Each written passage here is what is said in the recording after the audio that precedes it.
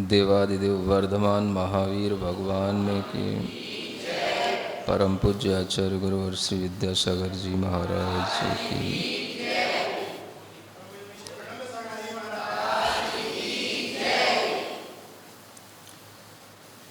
यह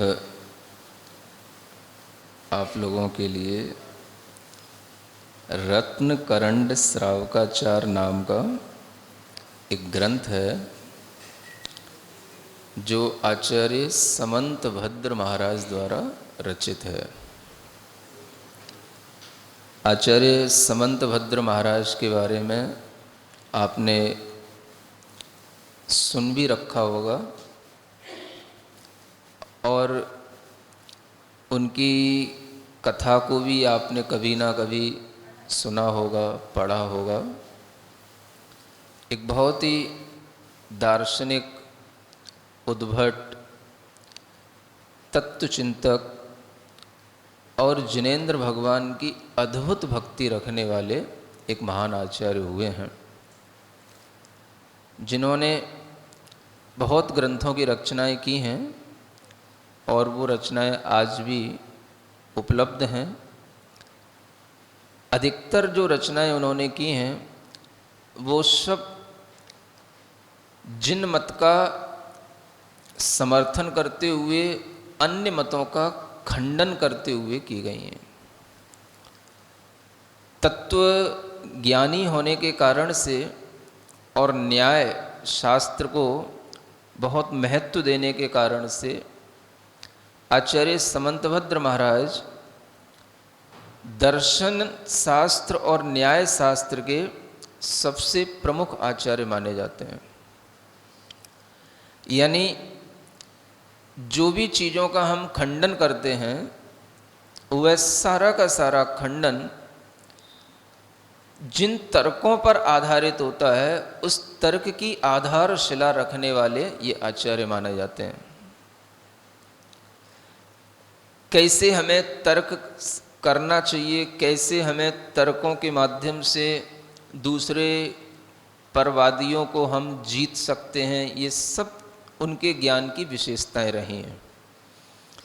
इसलिए अन्य ग्रंथ तो आप लोगों के लिए समझना समझाना तो काफ़ी कठिन विषय है। अगर उन्होंने कोई सरल सा ग्रंथ लिखा है तो वो यही है, जिसका नाम है रत्न करंड श्रावकाचार। सुन रहे हो?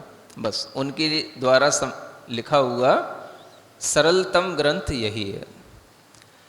और इस ग्रंथ में उन्होंने सम्यक दर्शन, सम्यक ज्ञान और सम्यक चारित्र, इन तीन रत्नों के बारे में ही चर्चा की है।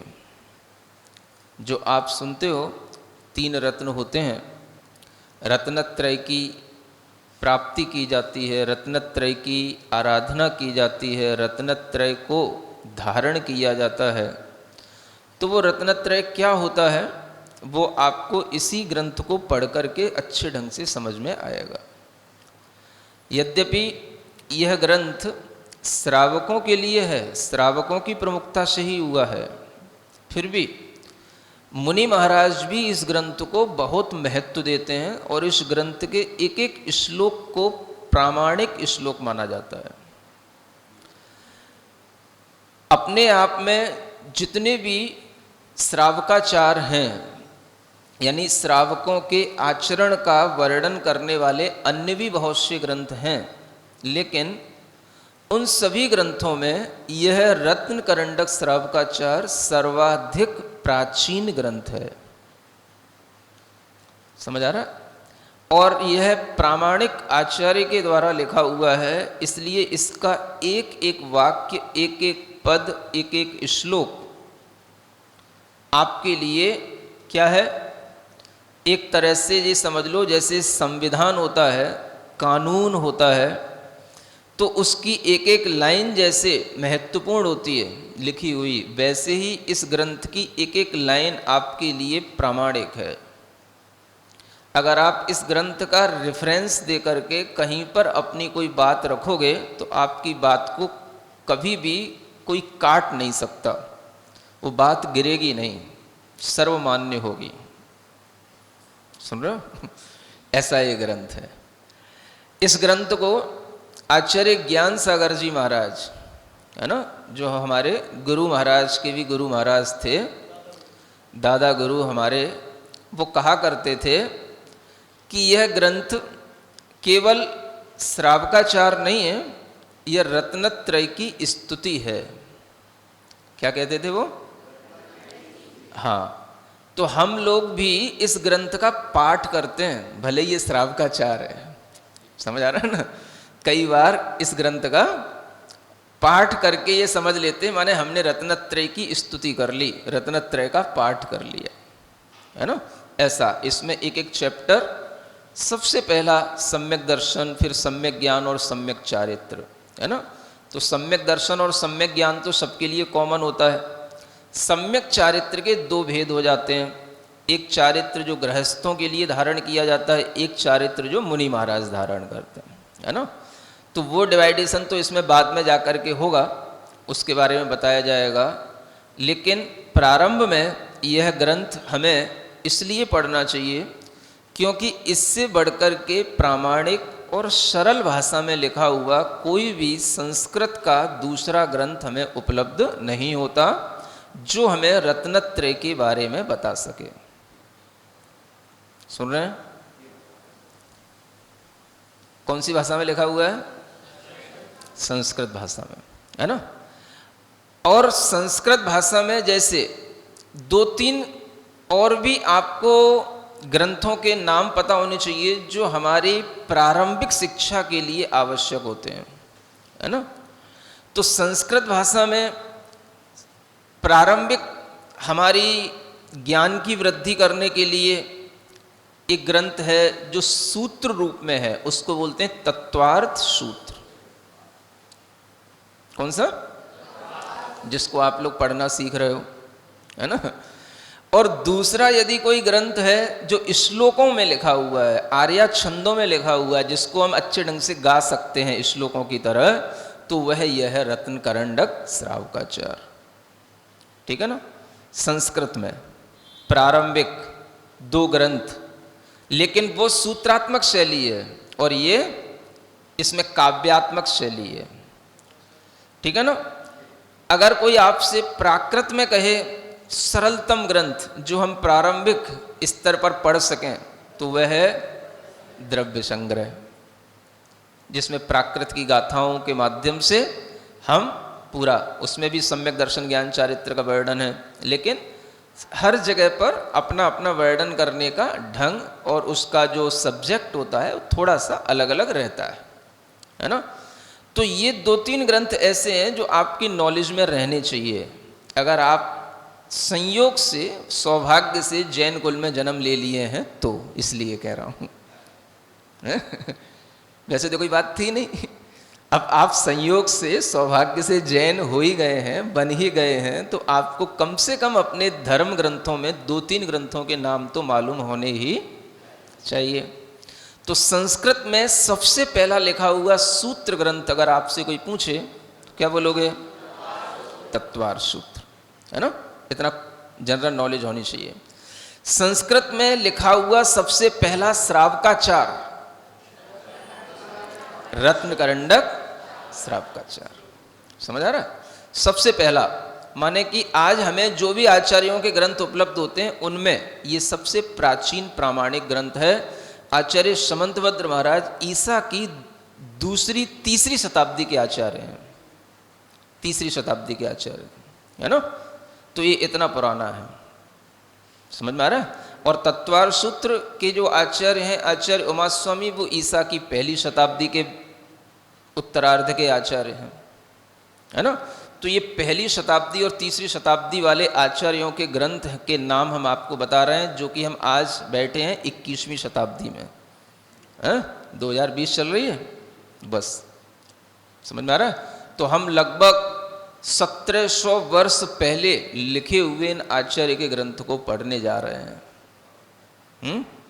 पहले कुछ भीतर माइंड मेकअप तो होना चाहिए, हम क्या करने जा रहे हैं कि वैसे ही खोले किताब और पढ़ने बैठ गए। थोड़ा कुछ भाव भी तो बनना चाहिए कि इसमें है क्या, जिन्होंने इसको लिखा है वो क्या थे, कुछ हमारे अंदर उनके प्रति आदर और गरिमा का भाव भी पैदा हो जाएगा, तो हमारे अंदर एक विनय भाव भी आएगा, समर्पण भाव भी आएगा, है ना। तो वह विनय भाव के साथ में, समर्पण भाव के साथ में इस ग्रंथ के एक एक श्लोक को हम समझेंगे, पढ़ेंगे, और इसके माध्यम से आपको जो ज्ञान उत्पन्न होगा वो हमेशा आपके जहन में इसलिए बना रहेगा क्योंकि ये जो श्लोक हैं ये बड़े सरल हैं, लोग इन्हें अच्छे ढंग से याद कर लेते हैं, बच्चे भी याद कर सकते हैं इनको, 8-8 साल के, 10-10 साल के। हाँ, समझ आ रहा है ना। और इन सब श्लोकों को अधिकतर साधु लोगों को भी ये सब याद रहते हैं, समझ आ रहा है ना। हाँ, पूरा लगभग 150 श्लोक हैं इसमें, है ना। ये सारा का सारा सब याद हो जाता है। हाँ, तो आप भी इन श्लोकों को पढ़ कर के, है ना, गुनगुनाएं, याद करें और इन भावों को हमेशा अपने मन में रखें, तब ये ग्रंथों का हमारे लिए महत्व है। ठीक है ना।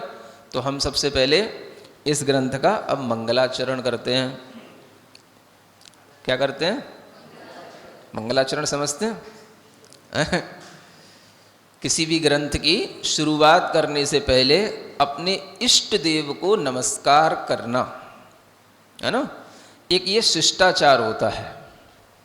शिष्टाचार समझते हैं ना? हाँ, क्या बोले? रेस्पेक्ट। हाँ, वही शिष्टाचार होता है कि जो एक परंपरा से चला आ रहा होता है और हमको भी वह करना उचित होता है। जब भी हम कोई नया ग्रंथ पढ़ें तो उस ग्रंथ के मंगलाचरण को करें, और मंगलाचरण करने से जो हमारे अंदर पुण्य उत्पन्न होता है उससे वह ग्रंथ आप निर्विघ्न रूप से समाप्त भी कर सकेंगे। क्या समझ आ रहा है? अगर आपने ढंग से आज मंगलाचरण कर लिया ना तो समझ लेना फंस जाओगे। हाँ, क्यों फंस जाओगे? क्योंकि फिर आपको ये ग्रंथ पूरा करने तक आना पड़ेगा। समझ आ रहा है? हाँ, अगर ढंग से मंगलाचरण कर लिया तो। अब आपकी इच्छा है, आप कैसे करते हो। तो मंगलाचरण किस लिए किया जाता है? ये भावना रख के करना कि हे भगवान, मैं जो इस ग्रंथ का आज प्रारंभ कर रहा हूं, ये ग्रंथ निर्विघ्न रूप से मेरे द्वारा पूर्ण हो जाए, ऐसी भावना करना। आप लोग करोगे? कंजूसी तो नहीं करोगे? अगर कोई विघ्न आ गया तो इसका मतलब है कि आपने ढंग से मंगलाचरण नहीं करा। समझ आ रहा है? विघ्न का मतलब समझते हो? कोई ऐसी बीमारी हो जाए, महाराज बुखार आ रहा है, आ ही नहीं पा रहे, 4 दिन हो गए, 8 दिन हो गए, ये क्या हो गया? ये विघ्न हो गया है। चाहते हो ऐसा? नहीं चाहते। समझ आ रहा है? कोई भी घर में आपको रोकने लग जाए, किसी कारणवश कुछ घर की स्थितियां बिगड़ जाएं, विघ्न आ गया, आप नहीं आ पा रहे हो, इतना पुण्य आपको इस मंगलाचरण से हो सकता है कि आपके आगामी दिन जो आप इस ग्रंथ को पढ़ने के लिए अपना मन बना करके रखोगे तो आपको कोई भी विघ्न नहीं आएगा। समझ आ रहा है? वो बात अलग है, जो रेगुलर जो महिलाओं के विघ्न होते हैं वो अलग बात है, लेकिन और दूसरे विघ्नों की बात कर रहा हूं मैं। समझ आ रहा है ना? तो इस तरह का भी पुण्य इन मंगलाचरण से अर्जित किया जाता है। इसी हेतु बड़े बड़े आचार्य भी मंगलाचरण किया करते हैं और मंगलाचरण करके ग्रंथ की निर्विघ्न समाप्ति का भाव रखते हैं कि ग्रंथ हमारे लिए पूर्ण हो जाए, मैं जो लिखने जा रहा हूं वह भी पूरा लिख पाऊं, इसी तरह से मैं जो पढ़ने जा रहा हूं वह भी मैं पूरा पढ़ पाऊं। तो यह भी जो है इस मंगलाचरण के लिए किया जाता है ना। तो ऐसा यह मंगलाचरण है। सबके पास में बुक है, जिनवाणी है ना। नहीं भी हो तो आपस में एडजस्ट कर लेना, है ना। और आप सुनेंगे तो आपको सबको समझ में आ जाएगा, और लिखना चाहेंगे तो लिख भी सकते हैं। नमः श्री वर्धमानाय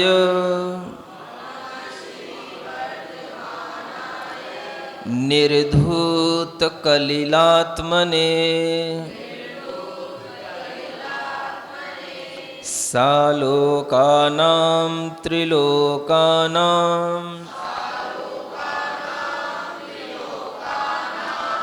यद्विद्यादर्पणायते।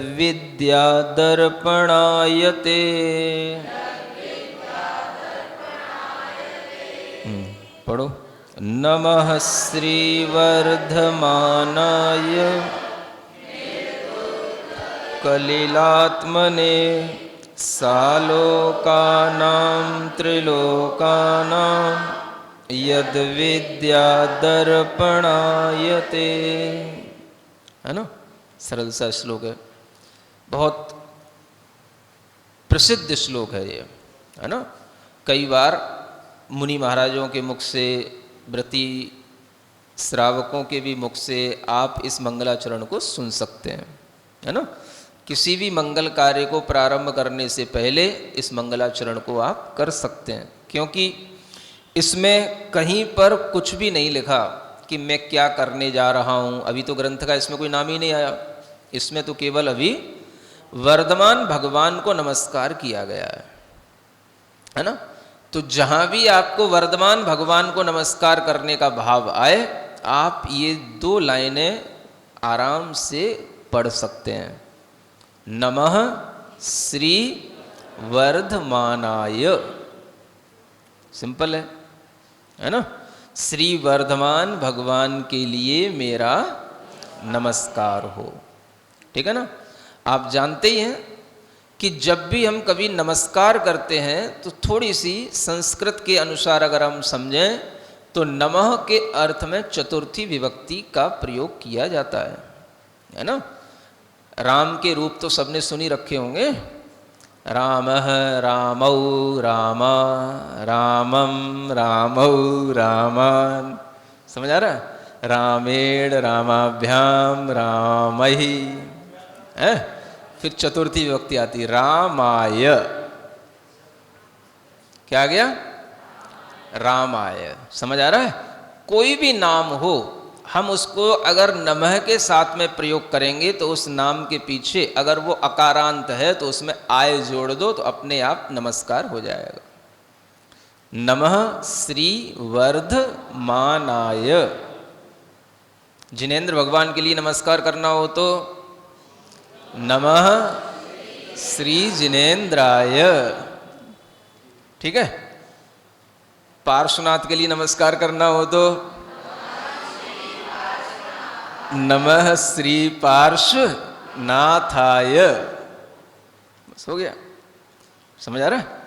इस तरह से श्री वर्धमान भगवान को नमस्कार करते हुए यहाँ इस ग्रंथ को प्रारंभ किया जा रहा है, लेकिन हमें पहले वर्धमान भगवान की कुछ विशेषताओं को भी जानना होगा, है ना। ये आचार्य समंतभद्र महाराज हैं, कुछ भी कहते हैं तो बहुत ही तर्कपूर्ण विषय प्रस्तुत करते हैं। और यही वो महाराज हैं, यही वो आचार्य हैं जिन्होंने भगवान की भी परीक्षा करने का दुस्साहस किया है। किसकी परीक्षा करने का? हाँ, यही एक वो आचार्य हुए हैं जिन्होंने सबसे पहले भगवान से कहा, मैं आपको भगवान इसलिए नहीं मानता कि आपकी ख्याति 3 लोक में फैल रही है, आपको देव देवता नमस्कार कर रहे हैं, इन सब बातों में आने वाला नहीं हूँ। समझ आ रहा है। मुझे तो वो चीज चाहिए जो भगवान के लिए ही होती है। ख्याति तो किसी की भी दिग दिगंत तक फैल सकती है। लोग को ख्यात भी होते, विख्यात भी होते हैं। क्या समझ आ रहा है। ख्याति तो किसी की भी फैल सकती है। अब आज ट्रंप को कौन नहीं जानता, हीरोओं को कौन नहीं जानता, इनसे क्या मतलब। रही बात देवी देवताओं की, वो भी मैं सब मंत्र तंत्र जानता हूं, मेरे पास भी देवी देवता आ सकते हैं। ये देवी देवता आने से कोई बड़ी चीज नहीं होती, समझ रहा है। ये कोई भगवान के लक्षण नहीं है। भगवान तो वैसा ही होना चाहिए जैसा एक अगर डेफिनेशन उसकी बन जाए तो वो सब में फिट होनी चाहिए। क्या सुन रहे हो। ये वो आचार्य हैं, इसलिए तो इनको पढ़ने में मजा आता है। समझ रहा है। इसीलिए हम इनको पढ़ते हैं और इनको भी पढ़ाते भी हैं। तो और भी जो इनके ग्रंथ हैं उन ग्रंथों में उन्होंने भगवान की इस तरह से प्रशंसा परीक्षा के रूप में कर रखी है ना। तो भगवान की परीक्षा करते हैं। यहाँ पर भी इस श्लोक को हम देखेंगे, उसी शैली में देखें, उन्हीं के अंदाज में देखें कि वो ये आगे क्या लिखने जा रहे हैं। देखो आप, वर्धमान भगवान को नमस्कार कर रहा हूं, ये तो ठीक है, लेकिन वो भगवान कैसे होने चाहिए? ये कहीं नहीं लिखा कि वो देवों से नमस्कृत हैं, ये नहीं लिखते। समझ आ रहा है? उन्हें तो चाहिए वो चीज जो भगवान में होनी ही चाहिए, तभी वो भगवान कहलाएंगे। क्या होना चाहिए? आगे का पद उसी के लिए है, निर्धूत कलिलात्मने। समझ आ रहा है? भगवान की ये विशेषता होनी चाहिए, बस एक लाइन में उन्होंने लिख दी। भगवान कैसे होने चाहिए? जिनके आत्मा से कलिल धुल गया हो।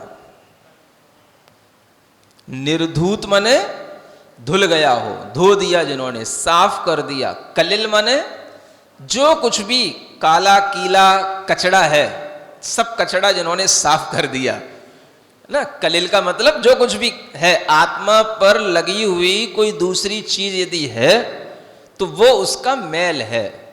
वो मैल, वह कलिल, वह कालापन, चाहे वो कर्म का कलिल हो, चाहे वो भावों का कलिल हो, वो सारा का सारा कलिल है ना। कलिल माने एक गंदी वस्तु होती है, वो आत्मा से जिसने धो ली, बस वो मेरा भगवान है। क्या सुना? भगवान की परिभाषा क्या होनी चाहिए? निर्धूत कलिलात्मने, है ना। आत्मा कैसी होनी चाहिए भगवान की?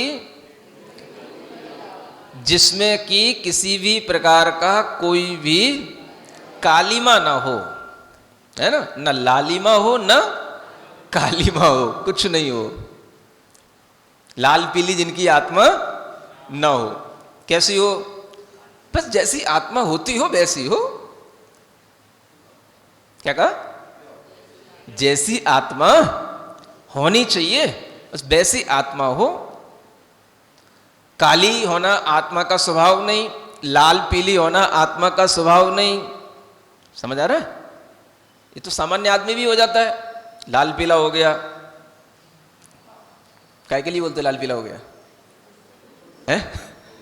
गुस्सा करने को। समझ आ रहा है? काला हो गया एकदम से, मतलब रोगी हो गया, या जो है किसी भी प्रकार की विकृति से घिर गया, काला हो गया, लाल पीला हो गया।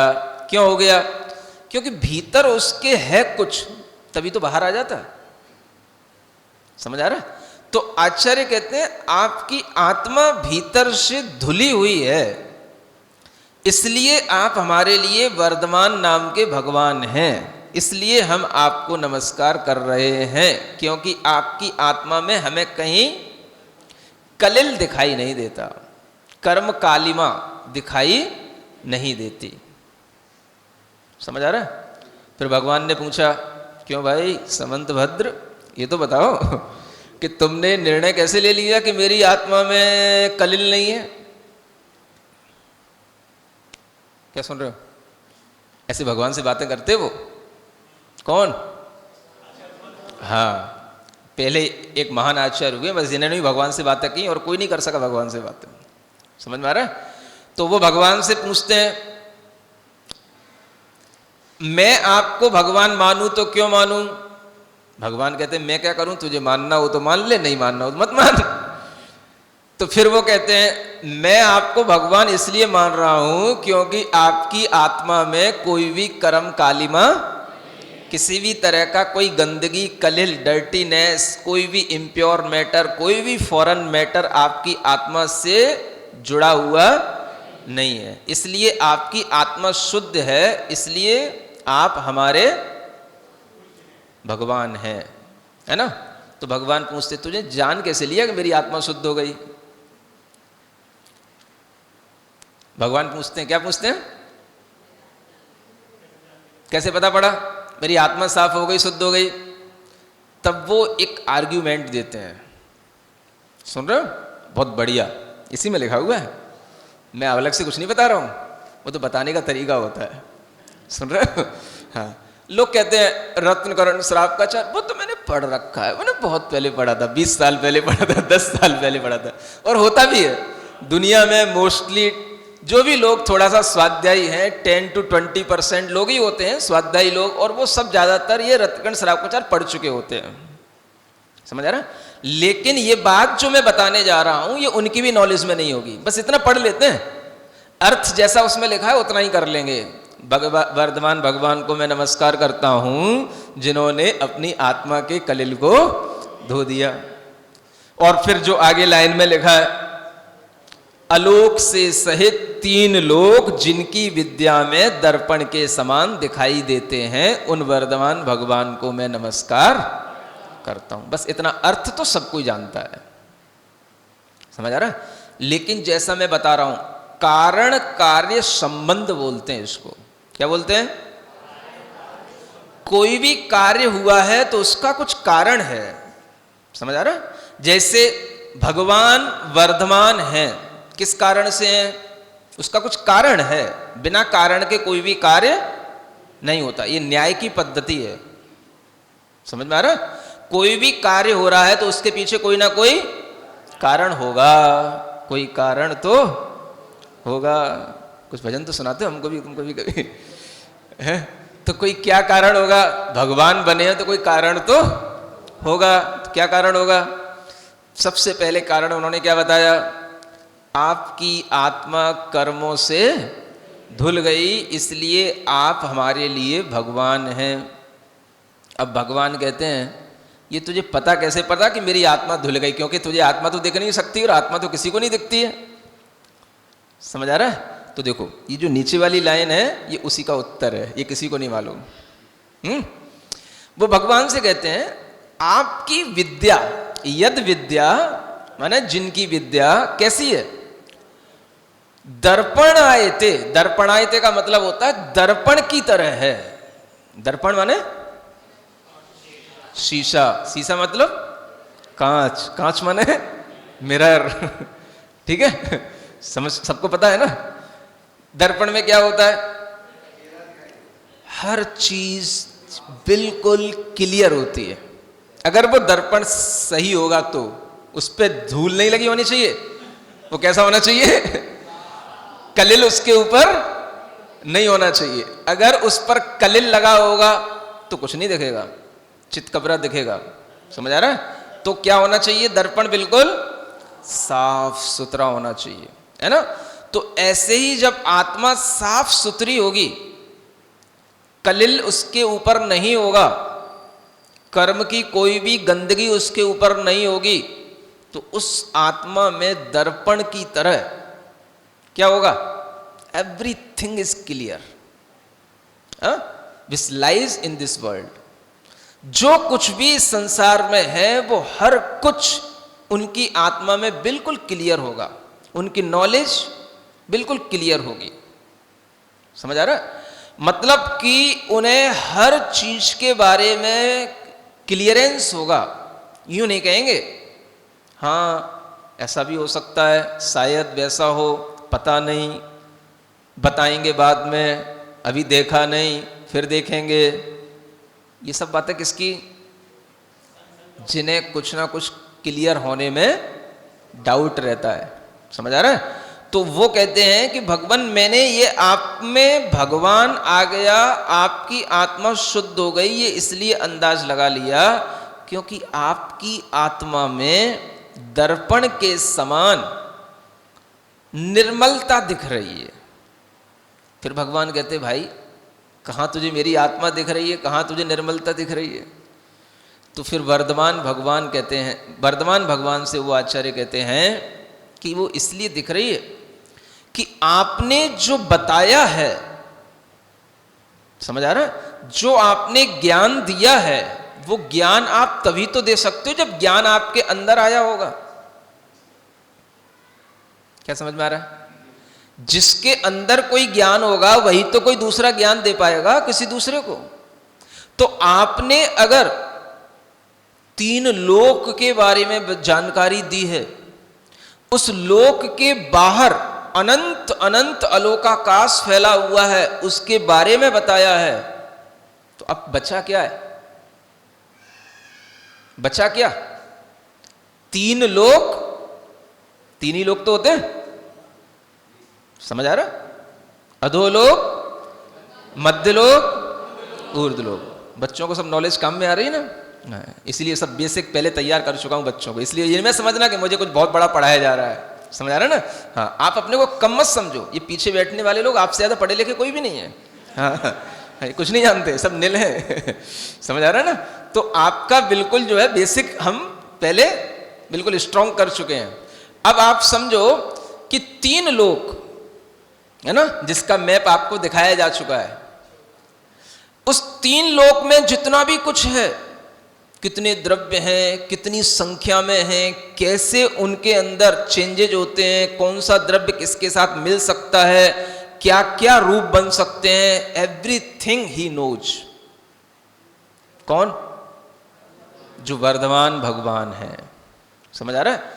इसलिए जब आप हमें तीन लोक का ज्ञान दिए, तीन लोक के बाहर अलोकाकाश है, समझ आ रहा है? यानी कि वहां पर केवल आकाश ही आकाश है, शून्य है, अन्य द्रव्य वहां पर नहीं है, केवल एक आकाश द्रव्य है। और उस आलोक के बारे में भी आपको जानकारी है जो कोई नहीं देख सकता है,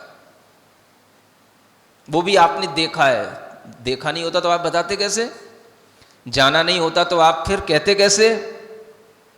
समझ में आ रहा है? तो आप जानते हो, ये हमें पता पड़ गया है। कैसे पड़ गया? क्योंकि आपने तीन लोक के बारे में इतनी डीप नॉलेज दी कि मैं तो सुनते ही रह गया। कहीं कोई कैलकुलेशन रॉन्ग होती ही नहीं, हर चीज इतने बढ़िया व्यवस्थित ढंग से समझाई है कि कोई अगर कल्पना भी अगर झूठी भी करे तो भी इतनी अच्छे ढंग से नहीं कर सकता। समझ आ रहा है? क्योंकि कल्पना करने वाला, झूठ बोलने वाला कहीं ना कहीं फंस जाएगा। आप कहीं फंसते ही नहीं।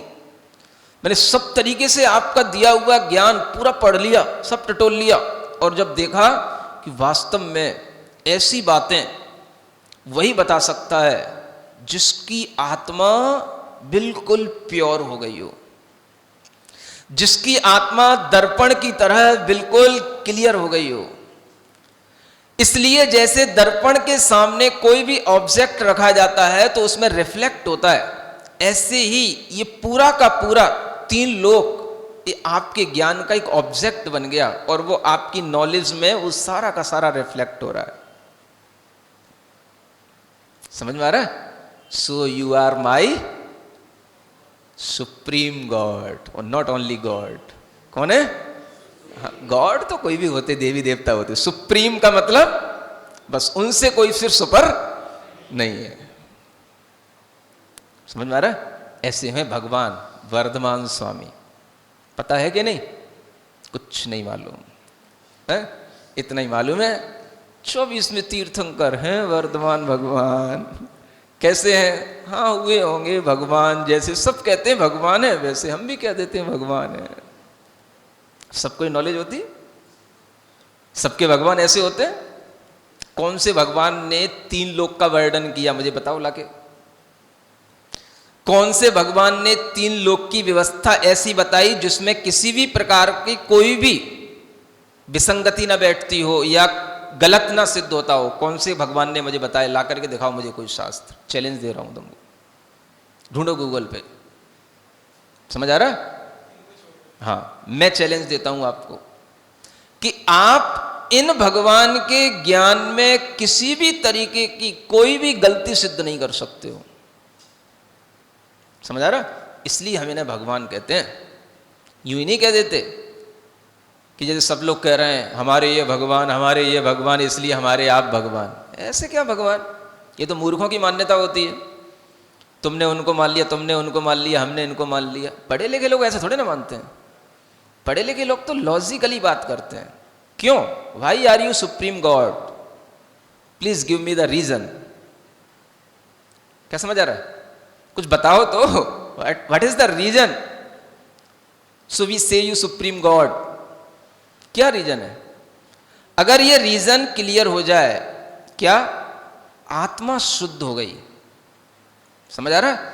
अब अगर कोई दूसरा आत्मा कहे कि मेरे भगवान की भी आत्मा शुद्ध हो गई, थोड़ी देर बाद आपको समझाऊंगा, आप मेरी बात को याद रखना। समझ आ रहा? आगे बहुत अच्छे अच्छे श्लोक आने वाले हैं। अगर आत्मा शुद्ध हो गई तो ये अशुद्धियां नहीं दिख सकती जो हमें सामने दिखाई दे रही हैं। समझ आ रहा है? अभी आपको बताया जाएगा शुद्ध आत्मा कैसी होती है। ये तो अभी छोटी सी शुरुआत हुई है ना। निर्धूत कलिलात्मने, याद कर लिया? देखो श्लोक भी याद हो गया होगा इतनी देर में तो।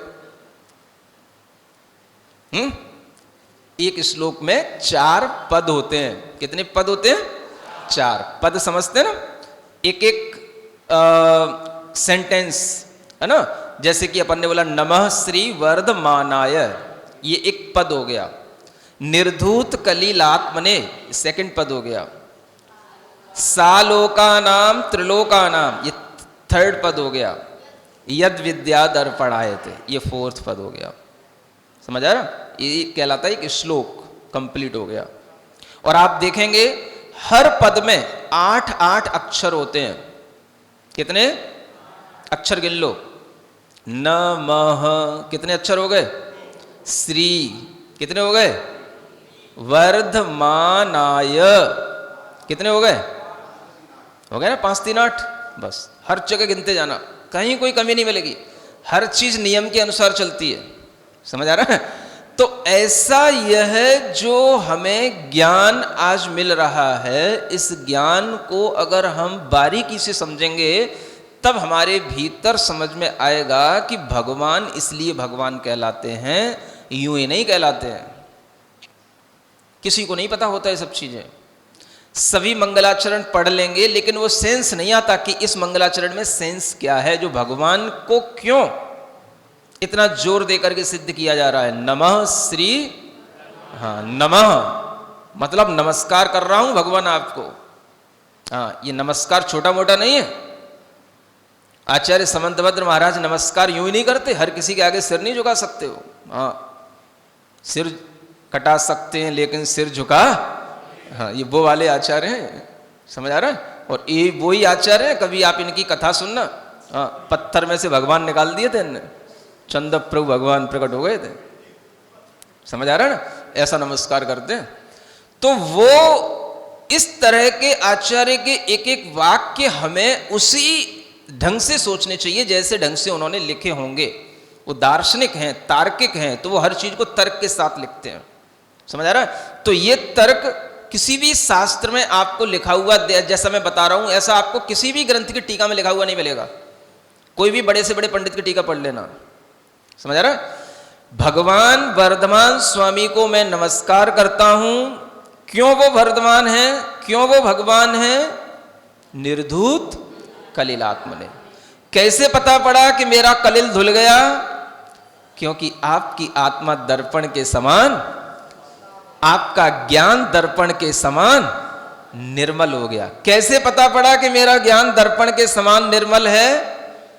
3 लोक और अलोक को जानने वाले आपके अलावा और कोई दूसरा दुनिया में है ही नहीं। हाँ, समझ आ रहा है ना? ये भी एक लैंग्वेज है। हाँ, समझ आ रहा है ना? हो ही नहीं, कोई दूसरा कोई है ही नहीं।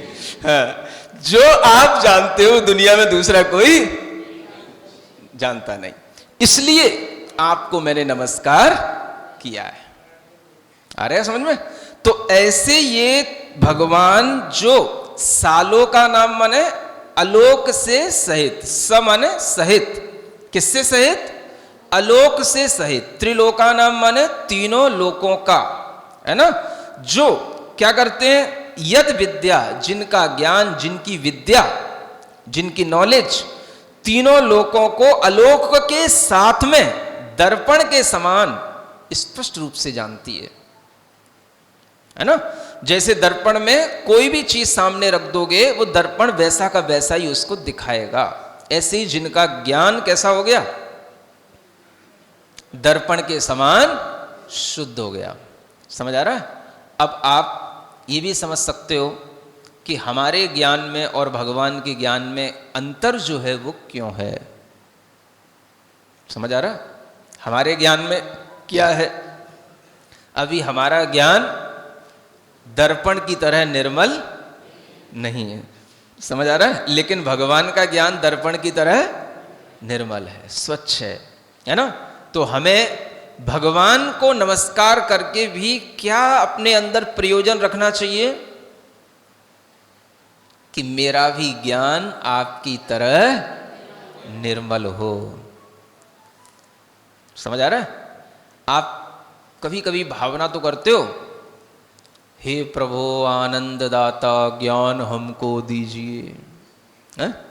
ज्ञान तो सब मांगते हैं, लेकिन ज्ञान क्या मांगना? ज्ञान तो अपनी आत्मा का स्वभाव है, ज्ञान तो हर किसी के पास है। क्या समझ आ रहा? अपने पास ज्ञान नहीं क्या? जो भी छोटे से छोटा इंसेक्ट, कोई भी जीव जंतु भी होता है, उसके अंदर भी नॉलेज होती है। समझ आ रहा? तभी तो अपना बचाव करता है, तभी तो इधर उधर घूमता है। तो नॉलेज, ज्ञान तो सबके पास में है। क्या समझ आ रहा है? हमें क्या मांगना चाहिए भगवान से? हमें निर्मल, शुद्ध, प्योर नॉलेज चाहिए। नॉलेज तो है हमारे पास भगवान, हमें कौन सी नॉलेज चाहिए? प्योर नॉलेज चाहिए। और वो प्योर नॉलेज कहाँ मिलेगी? वो तो आपके ही पास बैठने से मिलेगी और कहीं नहीं मिलेगी। समझ आ रहा है? क्योंकि जिसके पास जो है वो उसी के पास बैठने से मिलेगा, और कहीं दुनिया में कहीं वो चीज मिलने वाली नहीं है। आ रहा? अब देखो, इसमें अपन ने कह दिया श्री वर्धमान भगवान के लिए मैं नमस्कार करता हूं, है ना? अब मैं आपको छोटी सी चीज और बता रहा हूं। अगर एक शब्द भी इसमें कुछ लिखा हुआ है तो उसमें बहुत अर्थ है। अगर वर्धमान भगवान के आगे श्री शब्द जुड़ा हुआ है तो उस श्री में भी बहुत अर्थ निहित है। आप कहोगे श्री में क्या होता है? हमारे पापा के आगे नाम के श्री लगता है, हमारी मम्मी के नाम के आगे श्रीमती लगता है, हम भी अपने नाम के आगे लगा लेते हैं श्री। है? श्री में क्या होता है? श्री में बहुत कुछ होता है। समझ आ रहा है? श्री माने होता है एक तरह से वैभव, लक्ष्मी। क्या बोलते हैं श्री माने? हाँ, श्री जो वैभव से सहित हो। हाँ, जो कुछ लक्ष्मी या कुछ मतलब अलग तरीके के कहना चाहिए, जिससे उसका मान बहुत बढ़ जाए, ऐसी चीजों से सहित हो, उसको बोलते हैं श्रीमान। सुन रहे हो? अब ये शब्द भगवान के आगे लगा, श्री वर्धमान। आप कहोगे उनको रेस्पेक्ट देने के लिए श्री लगा दिया होगा। है? ऐसा नहीं है। श्री का मतलब होता है लक्ष्मी, वैभव, और उनके पास में दो तरह की लक्ष्मियां हैं। एक बाहरी लक्ष्मी जिसे बहिरंग लक्ष्मी कहते हैं, जो दिखाई देगी तुमको, और एक अंतरंग लक्ष्मी जो दिखाई देगी केवल उन्हीं को। कितने प्रकार की लक्ष्मी होती? कौन कौन सी? बहिरंग लक्ष्मी और अंतरंग लक्ष्मी। बहिरंग लक्ष्मी क्या? लक्ष्मी माने वैभव, शोभा, कहना चाहिए बहुत बड़ा जलवा। अब समझ में आया आप लोगों को? समझ आ रहा है ना? हाँ, जो किसी के पास ना हो। तो एक तो बाहरी जलवा और एक भीतरी जलवा। समझ आ रहा है ना? तो बाहरी जलवा क्या? उनको बैठने की जगह अगर कभी देखो, कहां बैठते हैं वो, कौन सी भूमि पे बैठते हैं वो? बड़ी बड़े रत्न उनकी भूमि में धूली की तरह चिपके रहते हैं। रत्न, समझ में आ रहा है? वैडूर्य मणि के रत्न, नीलिमा के रत्न, नील रत्न, लाल मणि, पद्मराग मणि के रत्न, सब रत्नों की जैसे पीस पीस करके, बिल्कुल, है ना? जैसे आपके यहाँ पुट्टी बनाई जाती है ना फर्श पे लगाने के लिए, है ना? ऐसे वो जहां बैठते हैं, जिस आसन पर और जिस जगह पर, वहां रत्नों की सब ये फ्लोर होते हैं। समझ आ रहा है? पूरा ग्राउंड सब, वहां पर कोई भी एक कांच वांच का तो कोई काम ही नहीं होता। समझ आ रहा है? वहां सब मणियों का काम होता है। सब जितनी से जितनी बढ़िया ज्वेलरी होगी सब उनके आसपास बिखरी पड़ी होगी। ऐसा वैभव जिसको बोलते हैं समौ शरण का वैभव। क्या बोलते हैं? समझ में आ गया? तो ये तो बाहरी लक्ष्मी है, ये तो आपको कभी दिख भी सकती है, ठीक है ना। तो बाहरी लक्ष्मी का मतलब क्या हो गया? समौ शरण का वैभव। और अंतरंग लक्ष्मी क्या हो गई? उनके पास में अंतरंग में ऐसा ज्ञान है, ऐसी स्पष्ट विद्या है, अनंत को जो जानने की क्षमता रखती है, अनंत उनके पास में ज्ञान है, अनंत उनके पास सुख है, अनंत उनको दिखाई दे रहा है, दर्शन है, और अनंत उनके पास में शक्ति है। ये चार उनके विशिष्ट वैभव है अंतरंग के, जिसे अनंत चतुष्टय कहते हैं। क्या बोलते हैं इसको? चतुष्टय माने चार की चौकड़ी, चतुष्टय। आगे बात समझ में? चार चीजें हो गई। Infinite, infinite knowledge, infinite perception, दर्शन को परसेप्शन बोलते हैं, आज की इंग्लिश में इससे बढ़कर कोई शब्द है ही नहीं कुछ भी, है ना। और इनफाइनाइट पावर, इनफाइनाइट ब्लिस। समझ आ रहा है? ये चार उनके अंतरंग ऐसे गुण हैं, क्वालिटी हैं जो दूसरों में नहीं मिल सकती। इसलिए आप श्री से सहित हो, ये श्री है उनकी, है ना। अंतरंग और बहिरंग लक्ष्मी, ये उनका श्री शब्द से दिखाया गया है। आ गई बात समझ में? अब ये पूरा श्लोक का अर्थ समझ में आ गया, है ना। जिनकी विद्या आलोक से सहित तीनों लोकों को दर्पण के समान जानती है ना, या आचरण करती है, ऐसे अपनी आत्मा से कलिल को धो देने वाले वर्धमान भगवान, जो कि अंतरंग और बहिरंग लक्ष्मी से सहित हैं, उनको मैं नमस्कार करता हूं। ये इस श्लोक का पूरा अर्थ हो गया, ठीक है ना। पढ़ो एक बार फिर से। नमः श्रीवर्ध